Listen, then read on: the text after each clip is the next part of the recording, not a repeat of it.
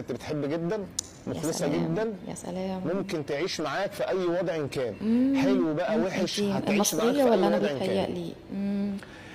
من الحاجات اللي لمستها تاني انها أيوة. اولا ست، الناس دي يعني التوانسه ناس مثقفه قوي، وكمان الستات بتاعتهم بيعتزوا بنفسهم قوي. يعني كده هي مش طيبه بس عصبيه مش طالعه جدا، فيها مش عارف ده راجع وبتكلمني من للهريسه مناخيرها والفلفل ولا ايه، هم وانت ازاي عصبيين تعاملي جدا. جوزك كده. ست نظيفه انت جدا في بتتكلمي بيتها معايا بطريقه مش محترمه. وذوقها رائع في البيت، هتحس دايما بلمسيه، دايما بيحبوا دي التغيير، خرباها. بتحب تعمل دي حاجات كل شويه دايما تعمل مختلفه حاجه. في البيت، دي ما كل شويه بتحبش الروتين. مكلفاني السقط نظيفه ومش جدا في عارفه البيت ايه. بتاعها، مهتميه جدا بالاولاد بتوعها وبزوجها. من الحاجات كمان ان مش انت بيخليها بالها مني الاكل كل بقى. تعال نخش حياتها في حتة للولاد. الاكل بتاعهم. هم في الاكل مبدعين في الاكل وبيحبوا المطبخ.